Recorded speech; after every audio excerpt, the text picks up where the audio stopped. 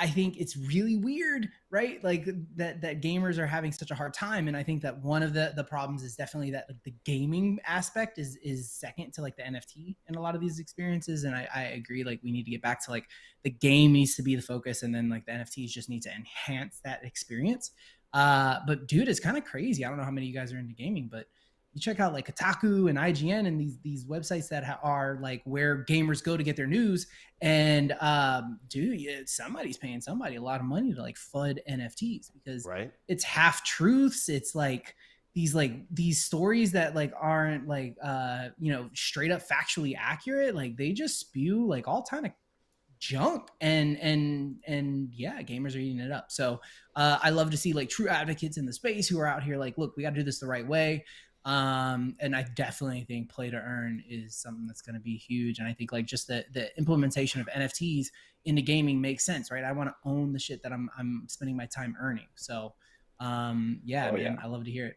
I was like, Buff, just tell me, condense it all and tell me why gamers don't like NFTs. I'll have to read it, but like it's been something that just doesn't really compute in my mind because there's so much advantage. So there's got to be, like Ronan just mentioned, some major, inputs on that end trying to express that this is bad when really those inputs are probably coming from, gaming companies that want to keep control and give up less to the gamer. When you have NFTs that represent, your, whether it's your, the clothes you're wearing or the weapons you're using or the car or the level ups, whatever it is, it's just so much more advantageous for the player to own that versus basically renting it at a very high cost if you're buying these items or packs or loot boxes or whatever. I thought all the way back in like 2018, I was like, oh man, gaming's about to blow up. It's going to bring everybody to the blockchain.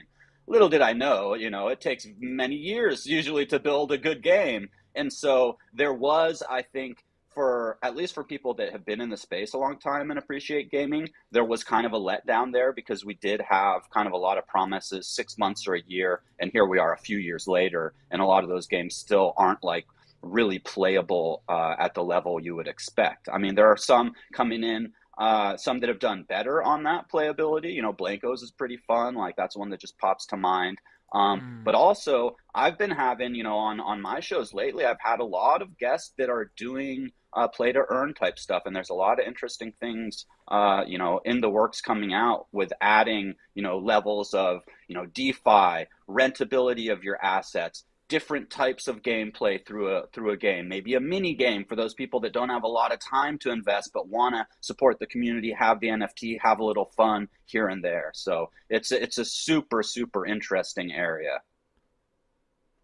For me, it's one of those, when I watch the Defiant 2-part series, the first half, you really are going, why are these gamers not seeing the value now of holding your own assets? And the second half, it started to click to me the argument, which I can see now on both sides, because true gamers, they want to play a game to escape. They want to have fun.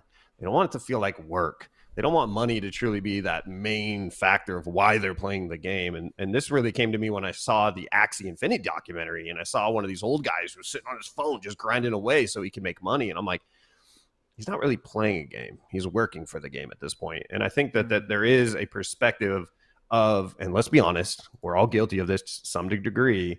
We start shilling something because it's making us money. And so we start shilling a game because of the money aspect, not because of the game elements at all. And the fact that most of these games that are blockchain right now are essentially underdeveloped. They're just old and outdated in the sense of where AAA games are right now with the engines that they're using and the overall development of the game. But I think it is going to take some time, just like when the internet first came out and games started using multiplayer online, that it's going to be a thing where you have some axes that really start to awaken the potential. And then over the next coming years, I believe it is truly going to be one where the shift, I believe eventually almost every game is going to utilize the blockchain in some aspect.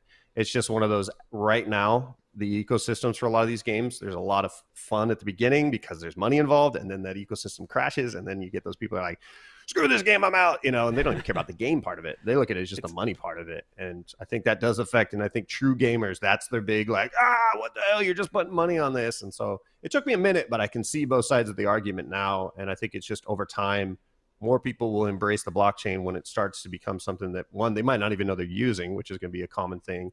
And two, that they start to understand when they do have an asset, how they truly own that asset. And they're like, okay, but it's just time. We all need that time, because a lot of people defend the old and outdated systems that are now being obsolete through the blockchain. And they defend it because they're almost like, one, they think it's a scam and they just listen to the news. They haven't researched themselves.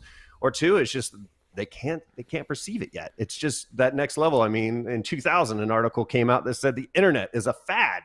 And it's like those types of people are doing the same thing with NFT gaming right now, and traditional blockchain in general. So I think it's just give us more time. Each year, we're going to have more evolved games that come out that truly support the gaming aspect, but also have blockchain involved. And it's just a time thing at this point.